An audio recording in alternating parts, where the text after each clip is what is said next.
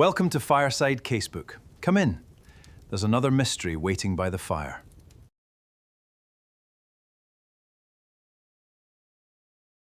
Chapter 1.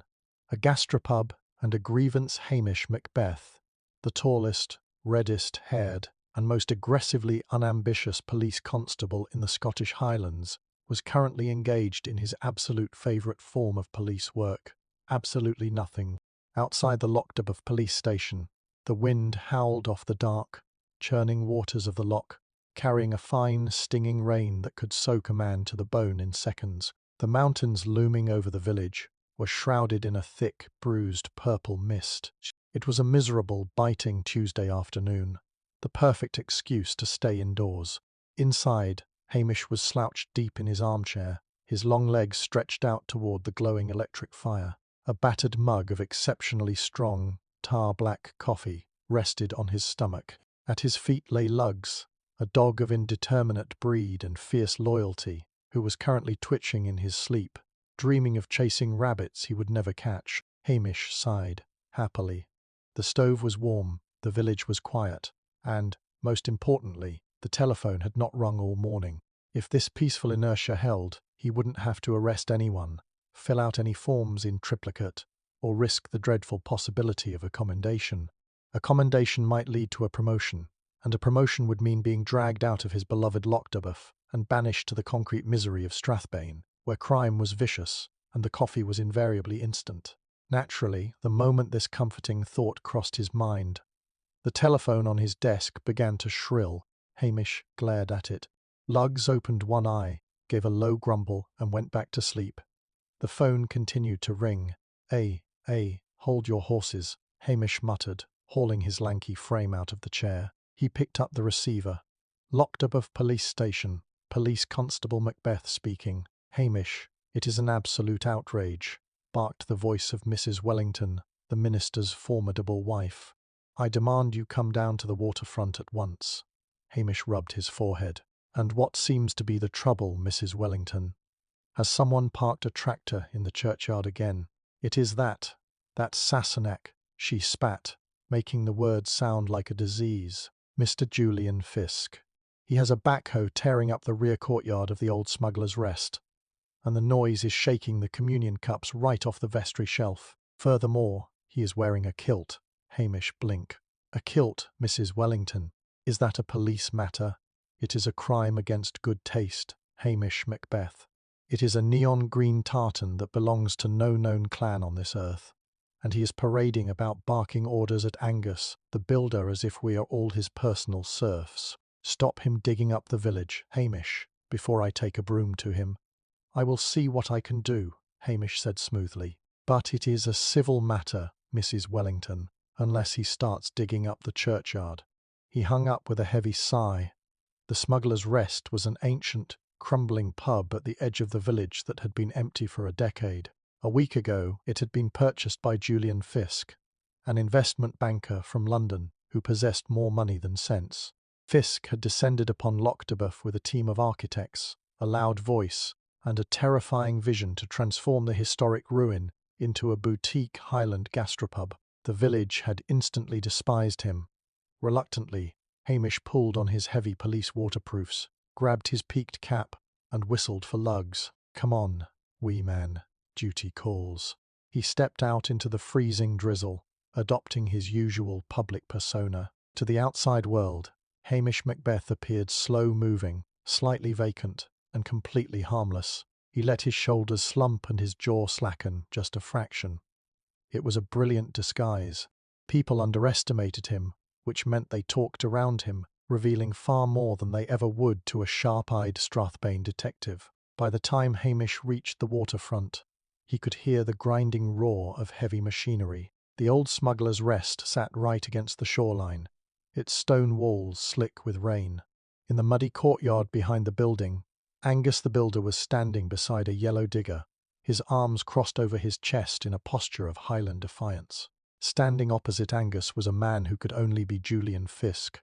He was a stocky, florid-faced man in his late 40s wearing a tailored barber jacket, and, true to Mrs. Wellington's horrified report, a kilt in a terrifyingly bright shade of lime greens. I don't care about your local superstitions. Fisk was shouting over the idling engine of the digger, his posh London accent carrying clearly in the damp air. I bought this property, I have the planning permissions, and I want a wine cellar down there by next week. Start digging, you lazy sod, or I'll find a crew who actually wants to work. The ground is too soft here, right by the water, Angus said stubbornly, not moving an inch, and the foundation is old. You go ripping up the floor of that courtyard. You don't know what you'll bring down on your head. Is there a wee bit of a problem here, gentlemen? Hamish asked, stepping into the courtyard. He pitched his voice to a soft, hesitant Highland lilt, looking blankly between the two men. Fisk turned, his face flushed with irritation. He looked Hamish up and down, taking in the lanky frame, the oversized waterproofs, and the mongrel dog sniffing at a pile of rubble. Fisk's expression immediately settled into one of deep condescension. "Ah, the local constabulary," Fisk said, checking a gold Rolex. "About time. Tell this peasant to do his job. I'm paying him an exorbitant daily rate, and he's refusing to dig out my new cellar." "Angus isn't a peasant, sir. He's a highly respected contractor," Hamish said mildly, letting the insult slide right off him. "And I've had complaints about the noise you're disturbing the church. I'm dragging this archaic fishing village into the 21st century, Fisk sneered. "When I open the Highland Laird's hearth, it will attract tourists with actual money, rather than the pathetic locals who nurse half a pint for 3 hours. The cellar needs expanding for my vintage imports.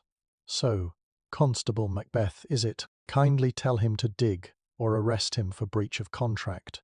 "I canna do that, sir," Hamish said, scratching the back of his neck as if confused by the big words. "But Angus is right.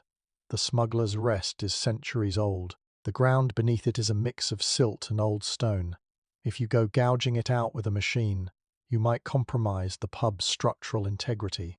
"Nonsense," Fisk barked. "I had a surveyor down from London. He said it's perfectly fine." He stepped closer to Hamish, smelling strongly of expensive cologne and impatience. "Look here, Macbeth.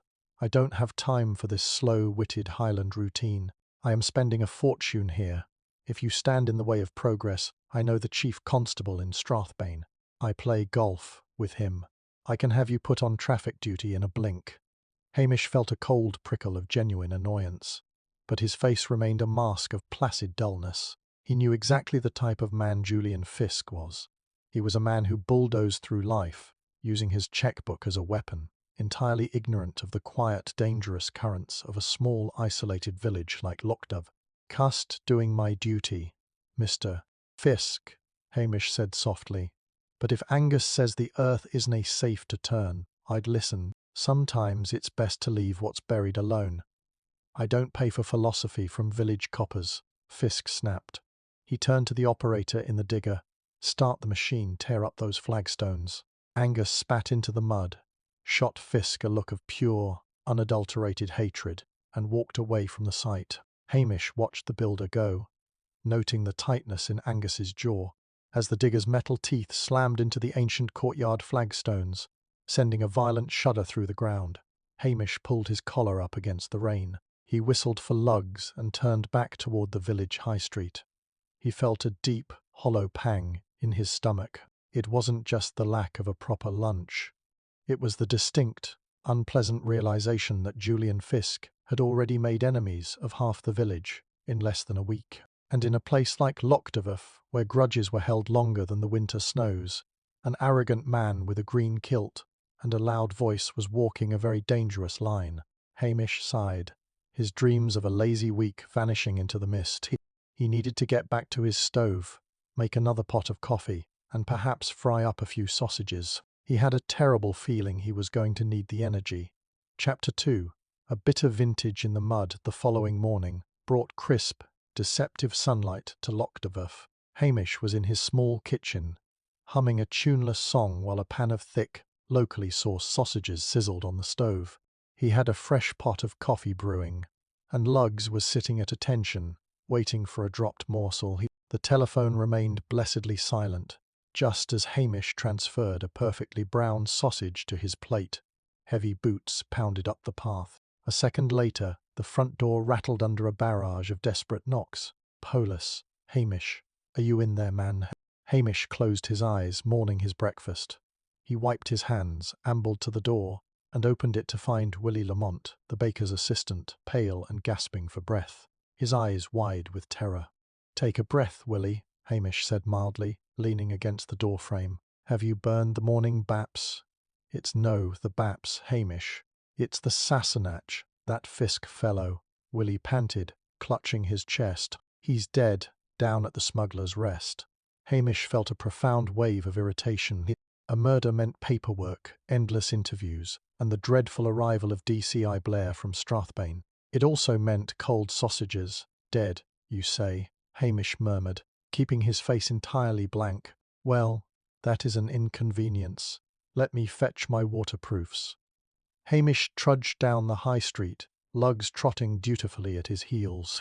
A small crowd had already gathered near the waterfront, murmuring in hushed, excited tones. Hamish spotted Mrs. Wellington peering through a pair of opera glasses, while Angus the builder stood near the perimeter, looking distinctly grim. "Stand back now, let the police through," Hamish called out lazily, parting the crowd with his shambling gait. He slipped under the makeshift rope Cordon Willie had hastily tied and stepped into the muddy courtyard of the Smuggler's Rest. The yellow digger sat silent and hulking in the centre. Beside the deep trench it had gouged into the earth the previous day lay the body of Julian Fisk. Fisk was pitched forward into the muddy pit, his face submerged in a puddle of stagnant, brown water.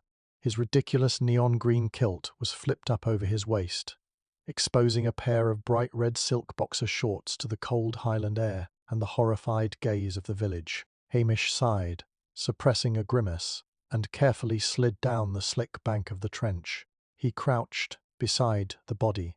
He didn't need to check a pulse. The bloody indentation on the back of Fisk's skull painted a clear picture. Someone had struck him from behind with tremendous force, sending him tumbling into the muck. But it was what Fisk was lying on that caught Hamish's sharp eyes. The digger had ripped away the top layer of silt and ancient flagstones, exposing the dark, peaty soil beneath. Protruding from the mud, right beneath Fisk's outstretched hand, was a shape that was undeniably human. It was a skull, yellowed with age, its hollow eye sockets staring blindly up at the dead investment banker. Beside the skull, a jumble of rib bones was partially unearthed. Fisk hadn't just been digging a wine cellar. He had dug up a grave. "Well now, Lugs," Hamish whispered, scratching the dog behind the ears. "It seems Mr. Fisk found his structural integrity issue, after all." Hamish stood up, brushing the worst of the mud from his trousers. He looked around the courtyard. A heavy, jagged piece of the broken flagstone lay near the edge of the pit, bearing a suspicious dark smear. The murder weapon. It was a crime of opportunity, fueled by a sudden, violent rage. He glanced at the villagers watching from the street. Any one of them could have done it. Fisk had insulted Angus, enraged the minister's wife, and threatened the peace of Lochdabuff in a matter of days. He also had business associates who might have followed him from the city. Hamish rubbed his jaw, feeling the scratch of his morning stubble. He would have to secure the scene, he would have to take statements. And, worst of all, he would have to use the police radio. He climbed out of the trench, adopting an expression of mild, slightly dull, witted shock for the benefit of the onlookers. "Right, everyone away home now," he announced loudly, flapping his hands as if shooing a flock of bothersome sheep. "Nothing to see here but a tragic accident. Willie, keep them back." As the crowd dispersed, Hamish pictured DCI Blair's smug, purple face and smelled the cheap cigars. The man inevitably smoked. The peace of Lochdabuff was officially broken. "Come on, Lugs," Hamish muttered, heading back to the station. "Let's go call the devil and eat our cold sausages." Chapter 3. Enter the Strathbane Badger. The wail of police sirens shattered the fragile midday quiet of Lochdabuff, scattering the seagulls and causing Lugs to howl in mournful protest. Hamish, who had returned to the Smuggler's Rest after finishing his cold sausages, leaned against the crumbling stone wall of the courtyard and watched the Strathbane Cid arrive with all the subtlety of a localized earthquake. A heavily mud-splattered rover skidded to a halt on the waterfront, its tires chewing up the grass verge. The doors flew open, and Detective Chief Inspector Blair hauled his bulk out of the passenger seat. Blair resembled an angry, chain-smoking badger stuffed into an ill-fitting polyester suit. His face was a permanent shade of mottled purple, and a cheap, foul-smelling cigar was wedged firmly between his teeth. Trailing behind him were his two miserable subordinates, Jimmy Anderson and Harry Higgins, both of whom looked cold, hungover, and deeply resentful of being dragged out into the Highland weather. "Macbeth," Blair bellowed, his voice cutting through the damp air. "Don't just stand there like a brainless heron. Where is the stiff?" "Cussed down here in the mud, sir," Hamish said, adopting an expression of wide-eyed, rural vacuity. He pitched his voice to a slow, syrupy Highland drawl. "Mind your step, now. The ground is terrible soft." Blair ignored the warning, stomping forward with all the authority of a conquering general.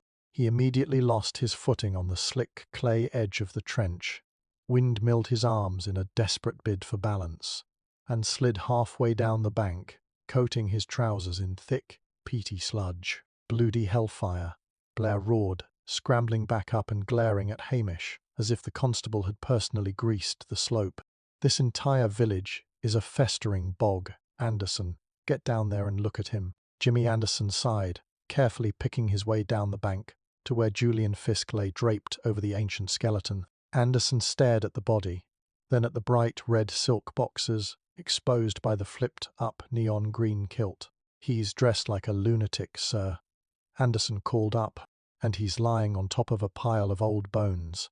"I don't care if he's lying on the bloody Loch Ness monster," Blair snapped, wiping mud from his knee with a handkerchief.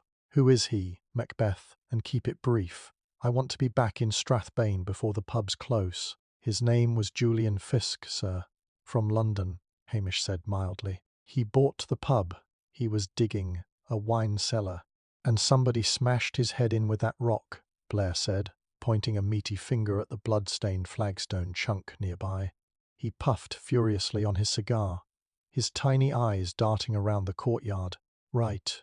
It's obvious, isn't it?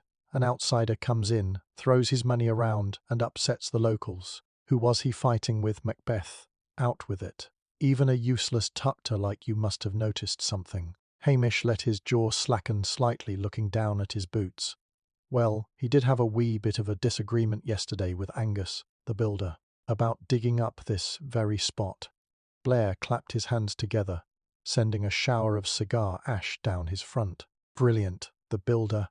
What did I tell you, Higgins? These Highland savages settle everything with a rock to the skull. The builder loses his temper, whacks the English tosser, and goes home for his tea." "Go and arrest him." "Wait, sir," Anderson said from the trench. "Look at the victim's wrist. There is a pale band of skin, no watch, and his pockets have been pulled out." Hamish had already noticed this. Julian Fisk's ostentatious gold Rolex was missing, along with his wallet. But Hamish also knew that Angus the builder, for all his temper, was an honest, God-fearing man who wouldn't steal a penny, let alone a flashy watch from a dead man. Furthermore, Angus was a tradesman. If he were going to murder someone in a fit of rage, he would have used the heavy steel hammer hanging from his tool belt, not clumsily hoisted a jagged piece of flagstone. The missing watch screamed of a staged robbery, a deliberate misdirection. But Hamish knew better than to point this out to his superior officer. "Robbery," Blair declared, entirely missing the nuance. "The builder killed him and pinched his watch to make it look like a mugging. Typical amateur rubbish. Higgins, get the crime scene tape up." "Macbeth, sir," Hamish murmured. "You're in the way. You're muddying the scene with your giant, clumsy feet," Blair snarled. "Go back to your little station and put the kettle on. Make yourself useful for once in your miserable life, and brew us some tea. Real tea, mind you, not that boiled dirt you usually drink." "Right away, sir," Hamish said, executing a sloppy, subservient salute. As he turned and shambled away, his dog at his heels, a small, satisfied smile touched the corners of Hamish's mouth. DCI Blair was doing exactly what he always did, charging like a blind bull at a red cape. Blair would waste the next 2 days intimidating poor Angus, completely oblivious to the real undercurrents of Lochdebuff. That left Hamish entirely free to do what he did best. He would put the kettle on, yes, but then he was going to do some mooching. It was time to find out who had really hated Julian Fisk, enough to leave him face down in the mud.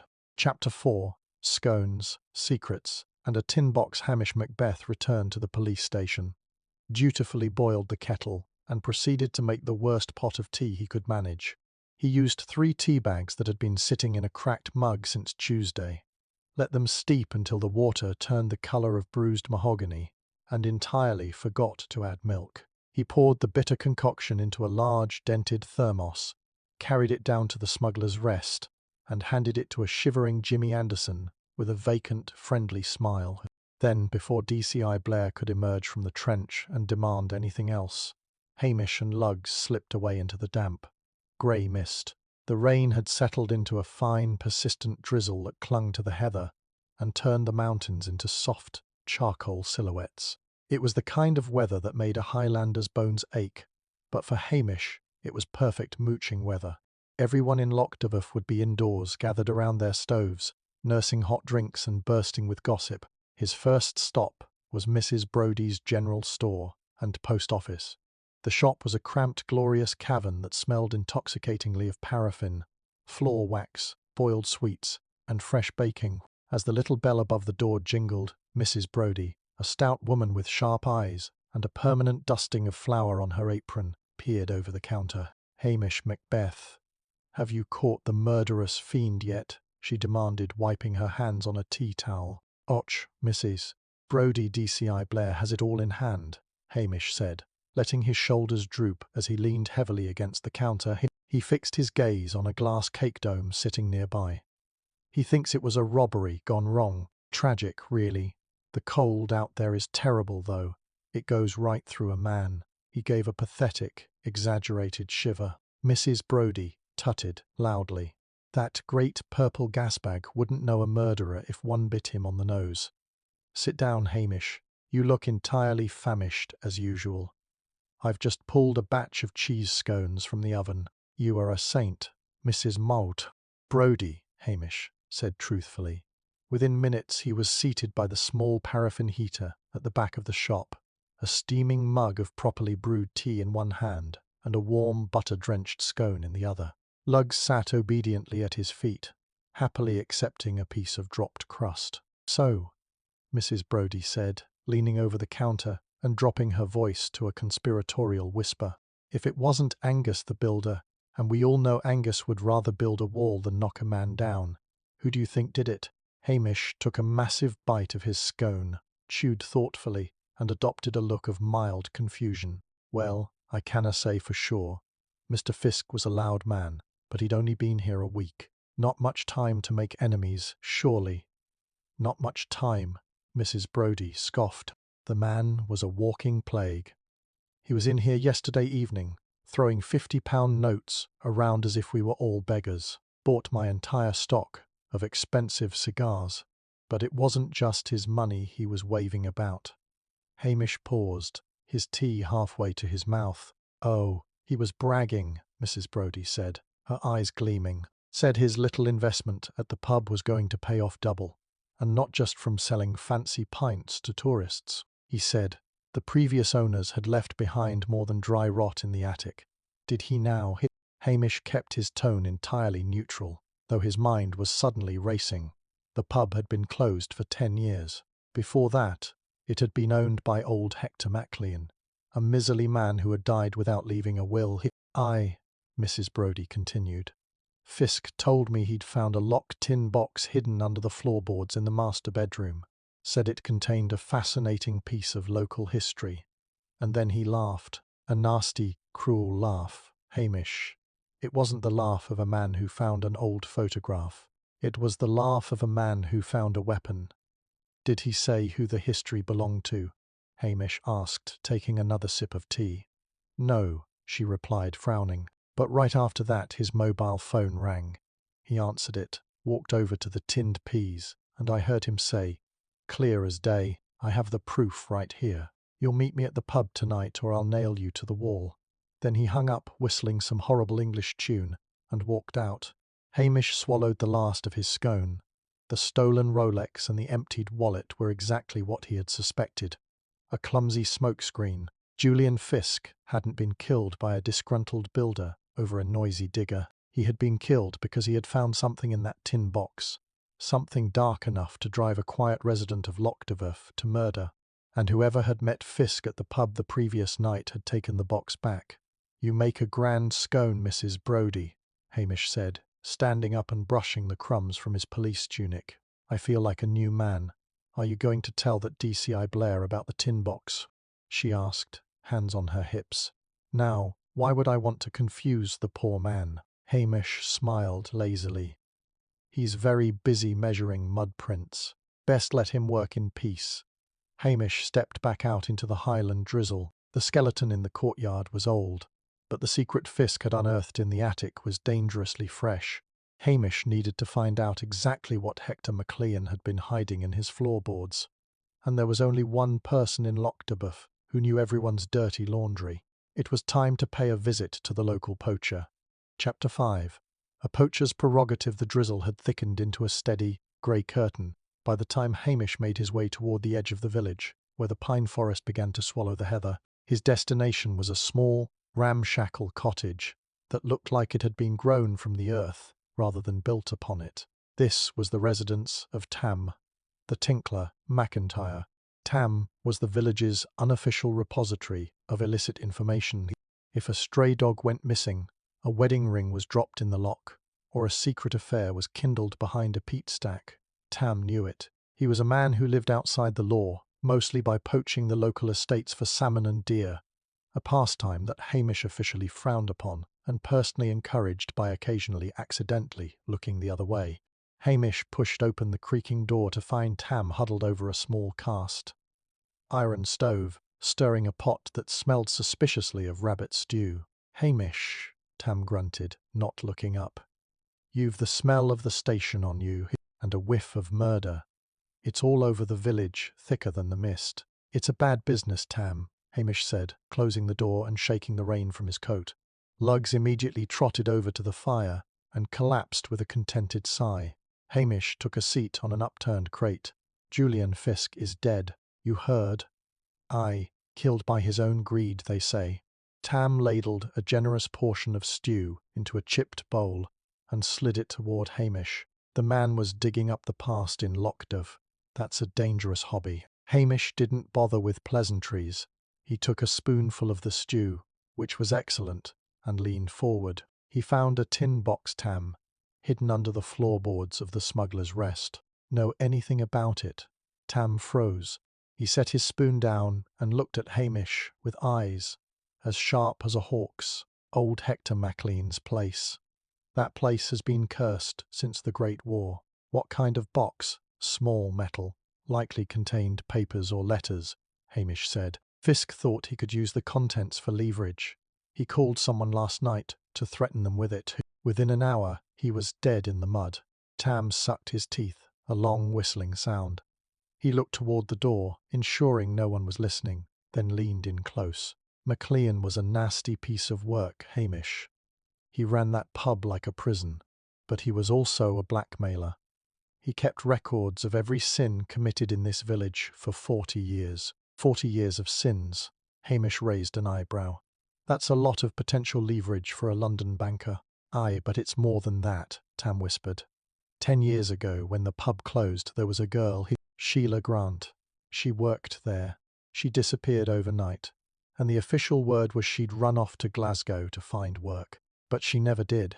Hector McLean was the last one to see her. Hamish felt a chill that had nothing to do with the drafty cottage. "Are you saying the skeleton in the trench might be hers?" "I'm saying the bones in the trench are old. Too old for Sheila," Tam corrected.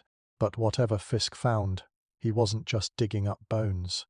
He was digging up a legacy. If he found records of what happened to that girl, or proof of something older, he wouldn't have just threatened a shopkeeper. He would have threatened the very foundations of the local gentry." Hamish stood up, the urgency of the situation finally overriding his desire for a lazy evening.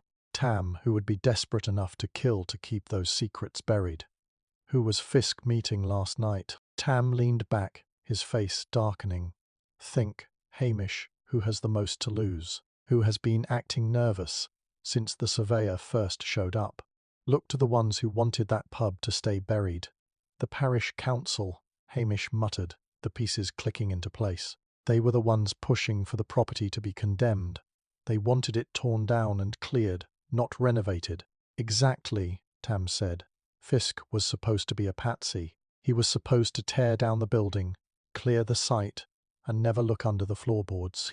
But he got greedy. He got curious. Hamish thanked the old poacher, leaving him a couple of pound notes for the stew. As he stepped back out into the rain, the path ahead felt clearer. It wasn't about a grudge or a broken contract. It was about an old, rot-filled history that a dozen people in Lochdabuff had spent a decade trying to forget. As he walked, a familiar sleek car pulled up beside him on the narrow lane. The window rolled down to reveal the perfectly coiffed hair of Priscilla Halberton. Smythe. She looked as elegant and out of place as ever. "Hamish," she said, her voice crisp and cool. "DCI Blair is holding a press conference at the hotel. He is about to announce the arrest of Angus. You really must stop him, or the entire village will be in an uproar. And frankly, it's all become quite dreadfully boring." Hamish looked at her, his expression shifting from dull compliance to something much harder and sharper. "I'm on my way, Priscilla. And I think I've just found the real reason why our banker is dead." Chapter 6. The Unfortunate. Arrest the Lochdabuff Hotel was a bustling hive of activity.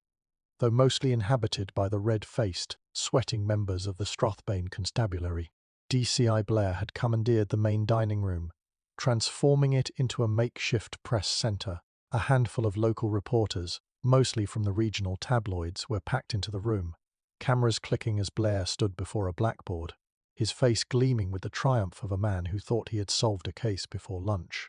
Hamish slipped into the back of the room, still wearing his mud, spattered waterproofs. He looked like a stray dog that had wandered in from the rain, and Blair, predictably, didn't bother to acknowledge his presence.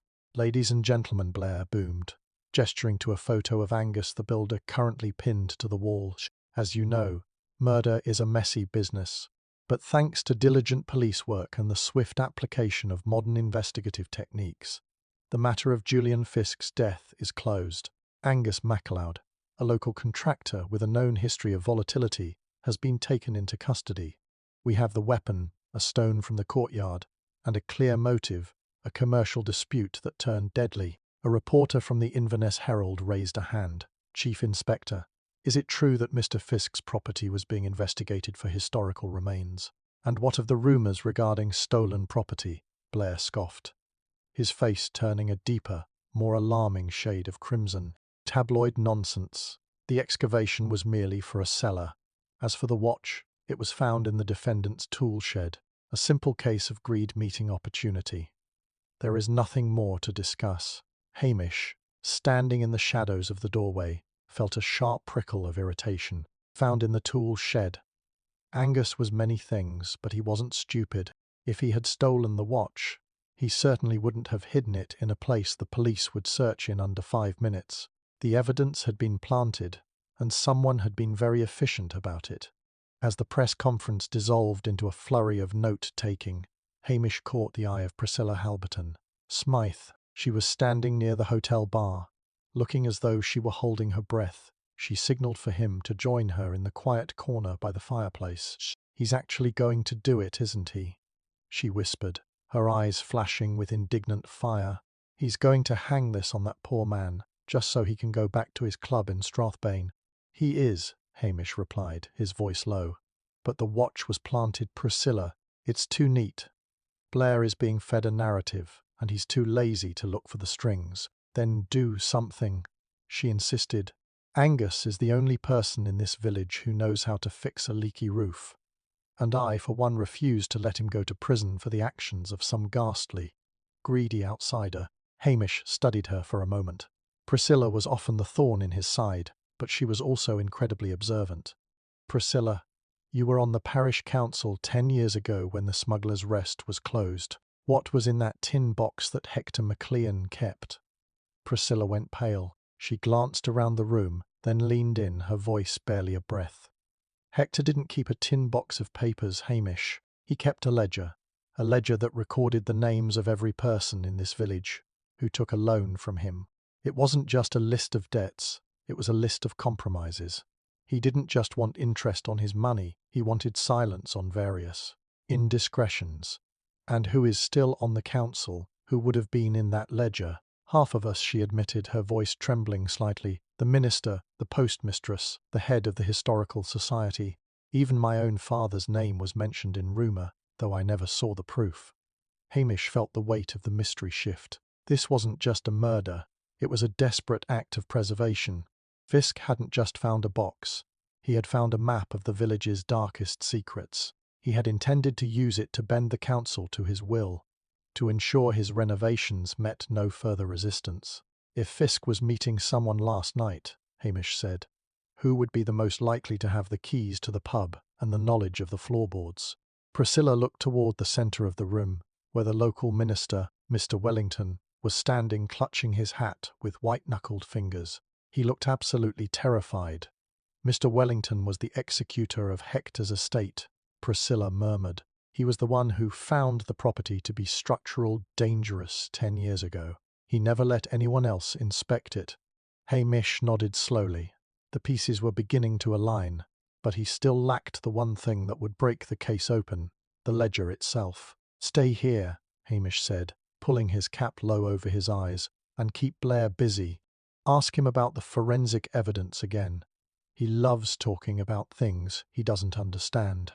As Priscilla walked toward the DCI with a rehearsed sweet smile, Hamish slipped out of the hotel.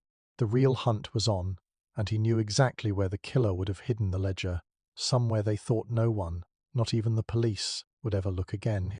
Chapter 7. The minister's penance. The rain had turned into a thick, swirling a sea mist that crept up from the loch to swallow the village of Lochdebuff. It was a suffocating ghost, white blanket, perfect for moving unseen. Hamish, with lugs at his heels, moved through the shadows of the high street, avoiding the main thoroughfares where Blair's men were still milling about. He made his way toward the manse, the solid, ivy-covered stone house where the Reverend Wellington and his formidable wife resided. The house was dark, save for a single, flickering light in the study at the back. Hamish didn't use the front door. He circled around the side, stepping softly over the wet grass until he reached the study window. Through the glass, he saw the Reverend sitting at his mahogany desk, his head in his hands. Before him lay a small, battered metal tin, the same one Fisk had bragged about finding. The ledger was open, its pages yellowed and brittle. The Reverend was crying, great, shuddering sobs that shook his frail frame. He held a pen in his trembling hand, hovering over a page, as if intending to strike a name out, or perhaps add a confession. Hamish watched for a moment, his heart heavy. He knew the look of a man who had finally reached the end of a long, dark road. He didn't want to arrest the man, but he couldn't let him continue to carry this burden. He tapped gently on the window pane. The Reverend jumped, knocking his chair back with a sharp scrape. He looked at the window, his eyes wide with fear, and saw Hamish, staring back with a sombre, unblinking gaze. The minister scrambled to close the tin, but his fingers were too clumsy, and the lid clattered to the floor. Hamish pushed the window up and stepped into the room, bringing the scent of rain and damp wool with him. "Evening, Reverend," Hamish said, his voice quiet, lacking its usual lazy lilt. "Hamish," the minister whispered, his voice cracking. I was just—" "I know what you were doing," Hamish interrupted, stepping toward the desk. He didn't move to threaten. He simply pulled out a chair and sat down, his presence filling the small room. "You were cleaning up the past. You should have done it 10 years ago." The Reverend slumped, the fight draining out of him. "He was going to destroy us all, Hamish. He found the ledger in the floorboards. He knew about the loan Hector gave me for the church repairs. He knew about the others. He said he would publish it all, that he'd ruin the reputations of everyone in this village if we didn't agree to his new development plans. And so you met him at the pub," Hamish said, not as a question, but as a statement. "He forced me," the Reverend sobbed. He said he wanted to show me something else under the floorboards, something even more damning. When we got there, he was laughing, mocking me, calling me a hypocrite. He pointed at that hole in the ground, at the skeleton. He said he'd tell the authorities. It was a victim of our council's negligence. I wanted him to stop. I picked up the stone. I didn't mean to kill him, Hamish. I just wanted him to be quiet." Hamish looked down at the ledger. It was a catalogue of small-town misery. Every name in that book represented a secret, a debt, or a hidden shame. "You killed him to protect your dignity," Hamish said, his voice hard. "And then you planted the watch on Angus to protect yourself. That was a cruel thing to do to a neighbour." "I was terrified," the minister cried. "They would have sent me to prison, my wife. She would never have recovered." Hamish reached out and closed the ledger. The paper felt like dry leaves under his fingers. "The truth has a way of coming out, Reverend. Whether it's in a court of law or under the weight of a guilty conscience. You've been living in a prison of your own making for 10 years. The front door of the manse creaked open. Footsteps echoed in the hallway. Quick, sharp footsteps. "Mrs. Wellington." The Reverend looked at the door, then back at Hamish, his face a mask of absolute terror. "Please, Hamish. Not her. Don't tell her." Hamish stood up, the chair scraping loudly against the floor. He looked at the ledger, then at the man who had been the moral compass of the village for so long. "I have a duty, Reverend," Hamish said softly, "but there are ways to handle this that don't involve a public hanging. You'll confess, but you'll do it on your own terms, and you will go to the station with me now." As the door handle began to turn, Hamish grabbed the ledger and tucked it firmly under his arm. He wasn't going to let Blair find this. Not yet. He had one more move to make, one that would save the village from a scandal that would tear it apart, while still ensuring that the truth, at least the relevant parts of it, was handled with a modicum of grace. "Walk out the back, Reverend," Hamish commanded. "We're going to take a long, quiet walk to the station, and you're going to tell me everything." Chapter 8. The weight of a quiet confession. The walk to the police station was a silent pilgrimage through the suffocating heart. The Reverend walked with his head bowed, his shoulders slumped as if under the physical weight of his sins, while Hamish followed a few paces behind. Lugs trotted in between them, his presence a grounding, silent witness to the unfolding tragedy. By the time they reached the small stone building, the village was eerily still. The storm had passed, leaving behind a dripping, silver silence that made every footfall sound like a gunshot. Inside, the station was warm, the electric fire still humming with a cheerful rhythmic buzz that seemed painfully at odds with the conversation about to take place. Hamish locked the door and pulled the heavy curtains closed. He gestured for the Reverend to take his seat in the hard-backed wooden chair across from the desk. Hamish didn't sit. Instead, he paced the small room, the ledger tucked firmly under his arm. "Now," Hamish began, his voice calm, stripped of its usual studied laziness. "The Reverend Wellington, who everyone in Lochdover knows, is a man of compassion. But that man is gone, isn't he? Replaced by a man who panicked. I have served this village for 30 years, the minister whispered, staring at his trembling hands. I have buried the dead, baptized the young, and sat with the dying. I thought I was protecting the sanctity of my ministry." "You are protecting your reputation," Hamish corrected, his voice not unkind, but firm. "There is a difference." He set the ledger on the desk. "I've skimmed the first few pages, Reverend. It's a list of names, a list of people who were essentially owned by Hector MacLean. You are the executor of the estate. You were the only one who knew where this book was hidden." The minister looked up, his eyes glassy with unshed tears. "Hector was a monster. He kept us all on a leash. When he died, I thought the nightmare was over. I locked the pub, I condemned the building, and I burned what I could. I thought the ledger was lost in the fire. I never imagined Fisk would find it." "And when he didn't just find a book of debts," Hamish noted. "He found a map of a decade of silence." Hamish paused, looking at the minister. He thought about the fallout of an arrest. If he turned the Reverend over to DCI Blair, the investigation would expand. Blair would drag the entire village into the spotlight.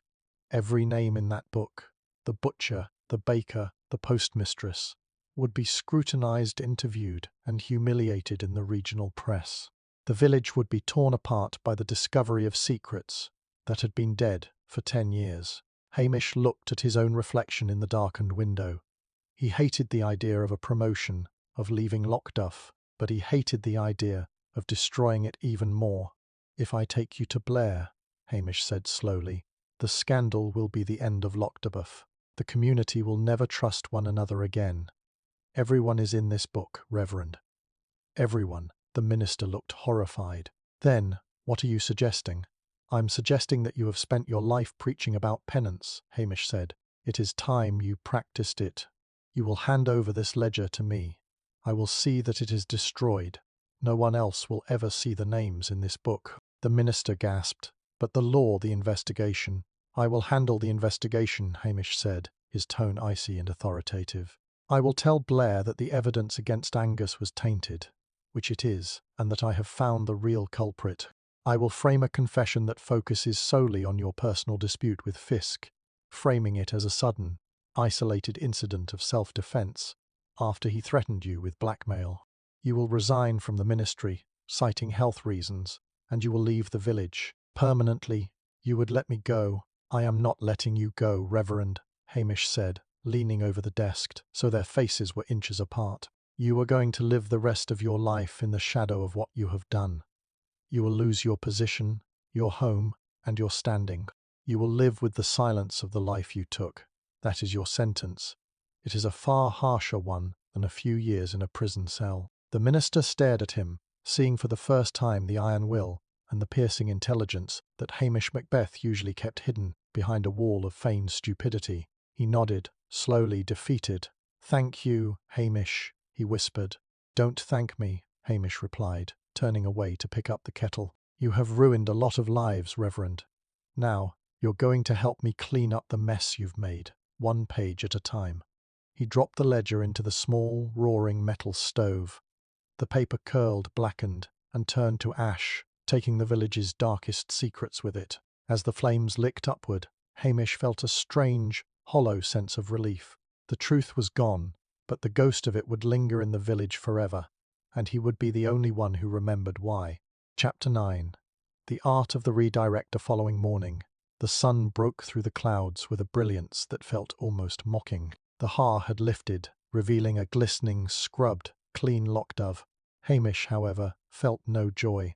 He had spent the night burning the remaining pages of the ledger and drafting a report that would require the skill of a master weaver, truthful enough to hold water, but selective enough to protect the village. He marched into the hotel dining room, where DCI Blair was nursing a headache and a very large scotch.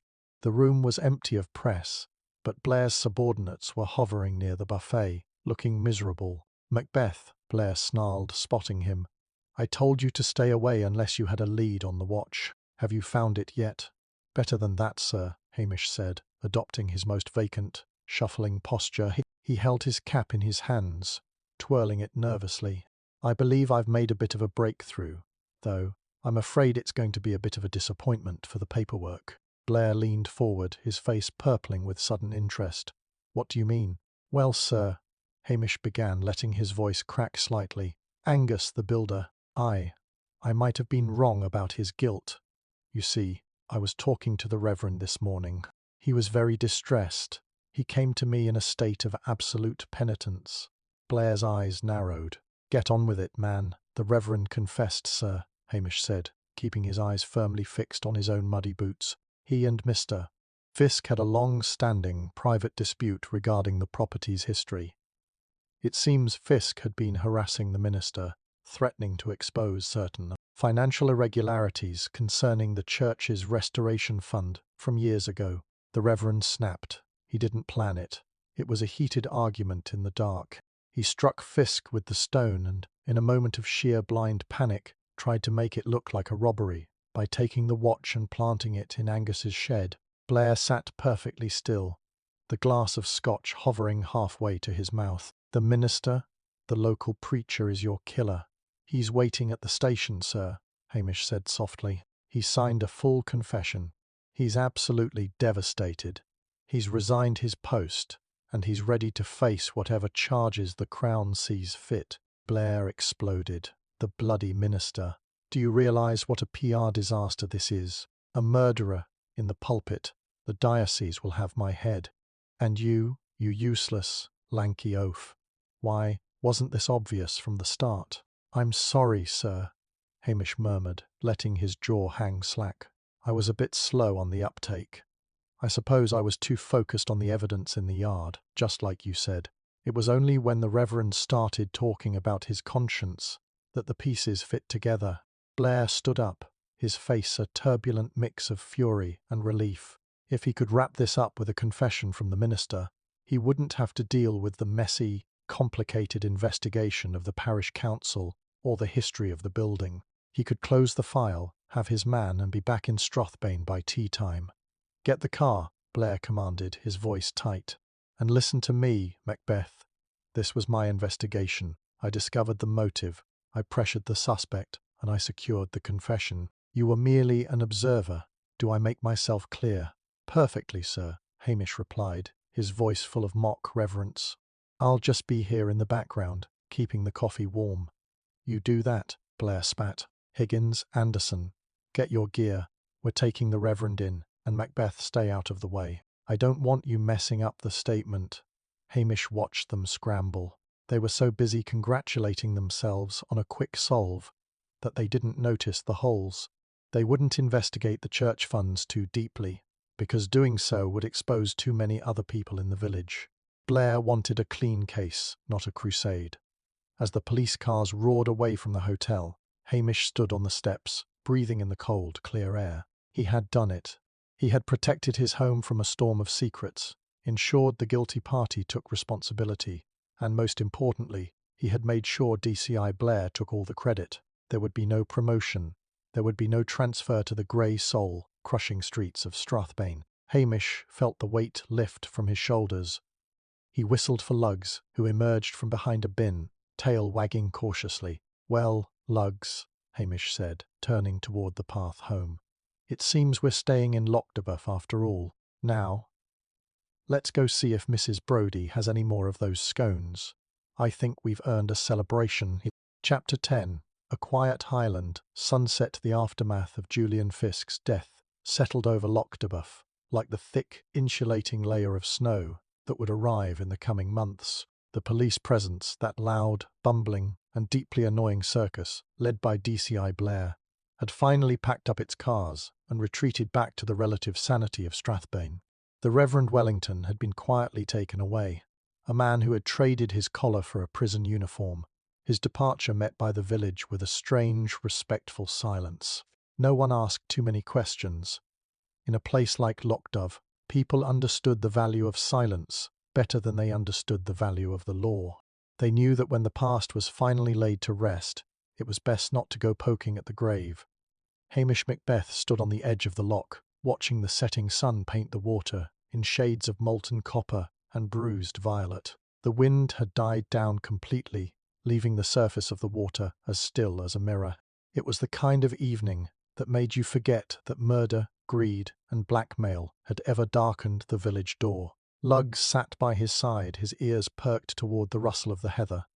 "Peace and quiet, Lugs," Hamish whispered, his hands deep in the pockets of his worn tweed jacket. "That's all we ever really wanted, isn't it?" The dog let out a small, contented huff. Hamish had spent the afternoon clearing the final pieces of his report. He had written it with such masterful mediocrity that DCI Blair had actually patted him on the shoulder, calling him a useful enough fellow when you're not dawdling. The promotion that Blair had been threatening him with for months had been shelved. Buried under the mountain of paperwork, Blair was now busy filing to secure his own commendation. Hamish had never felt so relieved to be considered useful enough. As he turned to head back toward his cottage, a familiar crisp voice drifted across the path. "I heard the news, Hamish." He looked up to see Priscilla Halberton, Smythe, walking toward him, her stride elegant even on the uneven path. She looked as though she had just stepped out of a magazine, despite the rugged terrain. "The Reverend has confessed, then?" she asked, stopping a few feet away. "He has," Hamish replied, his expression guarded. "It's a tragedy for the village, I suppose." Priscilla looked out over the loch, her gaze distant. Is it a clearing of the air? That ledger was a rot, Hamish. You've done this village a kindness, though I suspect you'll never get the credit for it."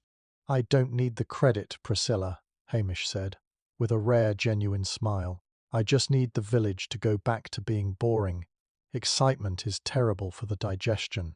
She laughed, a bright, melodic sound that seemed to chase away the last of the shadows.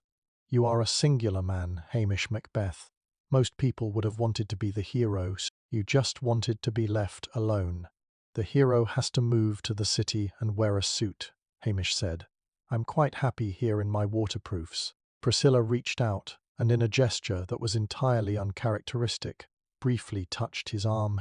Well, if you ever decide you're tired of the quiet, there is a dinner party at the house on Saturday. You are, for once, officially invited. Hamish watched her walk away, his heart beating a slightly faster rhythm. A dinner party meant fancy clothes, small talk, and the distinct possibility of having to be polite for several hours. It sounded like a nightmare.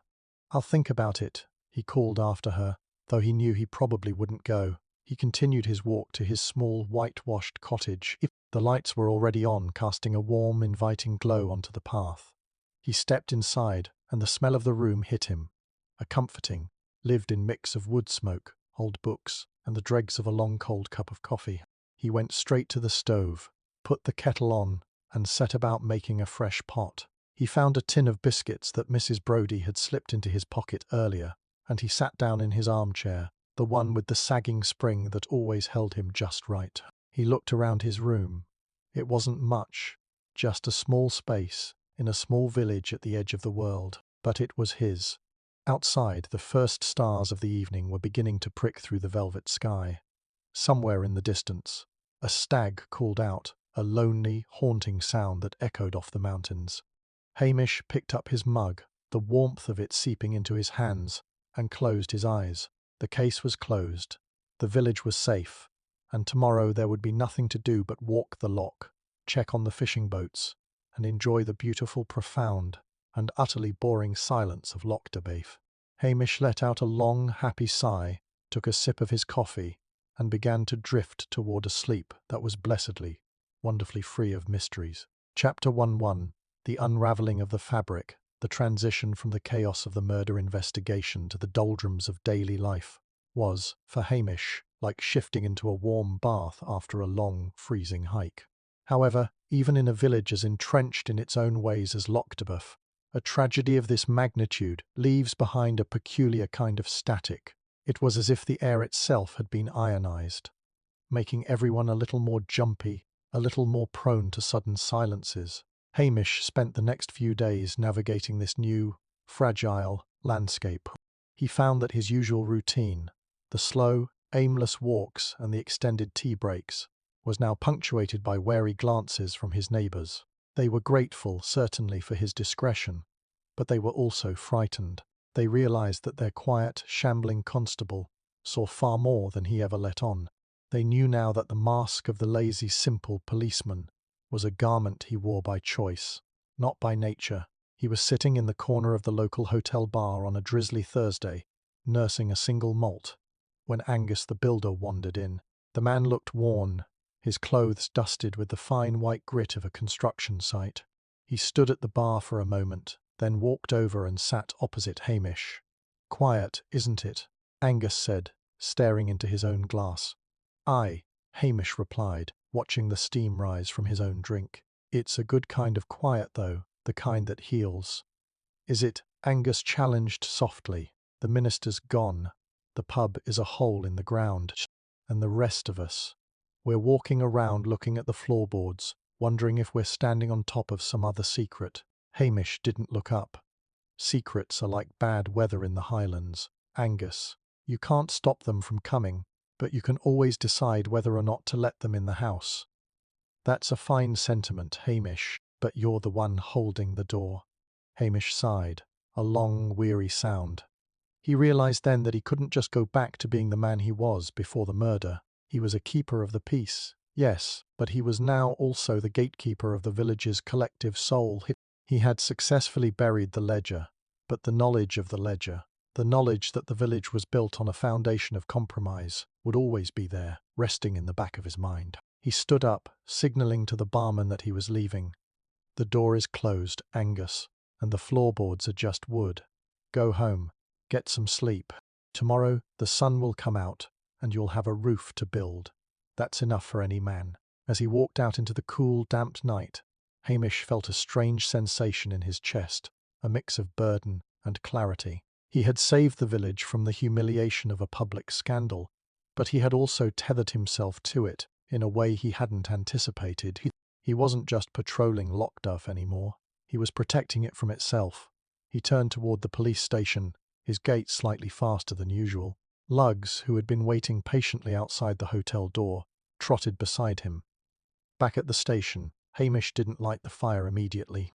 He sat in the dark for a long time, watching the faint reflection of the streetlights on the rain-streaked window. He thought about the Reverend. He thought about the ledger. He thought about Julian Fisk, whose only mistake had been assuming that the people of Lochduff were as transparent as the glass in his expensive watches. He reached into his desk drawer and pulled out a small, leather-bound notebook. It was where he kept the real record of the village, not the names of debts or sins, but the observations of a man who had spent years listening to what people didn't say. He opened it to a blank page and wrote a single line. "The truth is a guest that is only welcome if it doesn't stay too long." He closed the book and put it back in the drawer, locking it. Then he stood up and began the mundane, comforting ritual of brewing a pot of coffee. The village was safe, the order was restored, and if the fabric of the community was a little frayed at the edges, he would be the one to stitch it back together, one silent, unassuming day at a time. He wasn't the hero they deserved, and he certainly wasn't the hero they wanted. But he was, for better or worse, exactly the man Lochduff needed to survive its own history. He poured his coffee, the steam rising into the quiet room, and smiled. It was good to be back at his desk. It was good to be back to his life. And it was very, very good to know that tomorrow there would be nothing more exciting to handle than a loose sheep or a noisy tractor. Chapter 12. The unbroken silence, the week following the Reverend's departure from Lochduff, passed with such deliberate slowness that time itself seemed to have taken a nap. The village, having briefly flirted with the sort of sensationalism that makes headlines in the city papers, retreated into a cocoon of normalcy. The gossip, which had been white-hot and frantic, cooled into a steady, comfortable hum. People spoke of the weather, the price of fish, and the latest batch of scones from Mrs. Brodie's, but the name of Julian Fisk and the tragedy of the Smuggler's Rest were treated like old worn-out shoes, pushed to the back of the closet. Hamish Macbeth was, quite frankly, in heaven. He had developed a rigorous schedule to ensure he remained as unavailable as possible to any stray inquiries from the regional authorities. His mornings were spent patrolling the north shore of the loch, which mostly involved sitting on a flat, mossy rock and watching the eagles circle the crags. His afternoons were dedicated to a series of strategic naps, interrupted only by the occasional, mandatory visit to a local business to ensure the polis presence was felt, usually over a plate of stew or a cup of tea. On this particular Friday, the air was sharp with the scent of pine and coming winter. Hamish was walking down the high street when he saw Angus the builder. The man was busy replacing a shutter on the hotel, his movements brisk and energetic. When he saw Hamish, he paused, hammer in hand, and tipped his cap. "Constable," Angus said, his voice gruff but lacking the usual edge of annoyance. "Angus," Hamish replied, leaning against a nearby wall. "Fine day for it. Getting ahead of the frost." "Aye," Angus said. He hesitated, then looked Hamish straight in the eye. "I heard they're taking the old pub down next week, clearing the lot, making it into a park for the village." Hamish nodded. It was a compromise. The village had struck behind closed doors. No boutique gastropub, no fancy wine cellar, and certainly no more digging. Just a quiet plot of grass where children could play, and tourists could sit to look at the view. It was the perfect ending. A place where the past could remain safely buried under a carpet of green. "Sounds like a sensible use of the space," Hamish said. "It is," Angus agreed. He looked down at his hammer, then back at Hamish. "The village is settled, Hamish. Thanks for that." Hamish didn't respond with words. He just gave a small, almost imperceptible shrug. He didn't want thanks. Thanks implied he had done something heroic, and heroes were expected to do more heroic things. He preferred to be the man who simply kept the peace, by whatever quiet, unconventional means were necessary. As he continued his walk, he saw Priscilla Halberton, Smythe emerging from the post office. She looked perfectly composed as always, but there was a softening around her eyes that hadn't been there a week ago. She didn't head straight to her car. Instead, she fell into step beside him. "You look remarkably relaxed for a man who just solved a murder," she remarked, a dry smile playing on her lips. "It's the lack of paperwork, Priscilla," Hamish said. "I've become quite good at losing forms in the post. I'm sure you have." She walked in silence for a few paces, the sound of their boots rhythmic on the stone path. "The dinner party is tomorrow, 7 o'clock. I suppose you're going to tell me you're busy patrolling the loch." Hamish looked at her. He saw the genuine invitation, the subtle offer of a world outside his own small, isolated sphere. He thought about his stove, his sagging chair, and his cold, quiet cottage. And then he looked at the way the light caught her hair, and the way the village seemed a little less lonely with her walking beside him. "I might be able to finish my patrol early," he conceded. Priscilla laughed, a sound of genuine pleasure. 7 o'clock, Hamish. Don't be late. And please, do try to wear a tie that hasn't been used to tie up a dog." Hamish chuckled as she headed toward her car. He watched her drive off, then turned toward the police station. He reached the front door and pushed it open. The familiar, slightly damp, woody smell of his home office greeted him like an old friend. Luggs was already waiting, curled up in his spot by the heater, his tail giving a soft thump against the floorboards. Hamish walked over to the desk. There was a pile of mail waiting for him, mostly circulars and one or two official-looking envelopes from Strathbane which he promptly dropped into the bin, unopened. He didn't need to read them to know they were inquiries he didn't care about. He sat down in his chair and looked out the window. The mountains were turning a deep, rich indigo, the peaks silhouetted against a sky of fading gold. Loch Dyvef was exactly as it should be, quiet, hidden, and entirely its own. He leaned back, closed his eyes, and listened to the absolute beautiful silence of the Highlands. There were no sirens, no shouting, and no mysteries left to solve. The world could go on turning, the cities could go on their frantic, noisy way, but here, under the shadow of the peaks, everything was exactly as it should be. Hamish Macbeth, the laziest policeman in the Highlands, was home, and for once he had absolutely nothing to do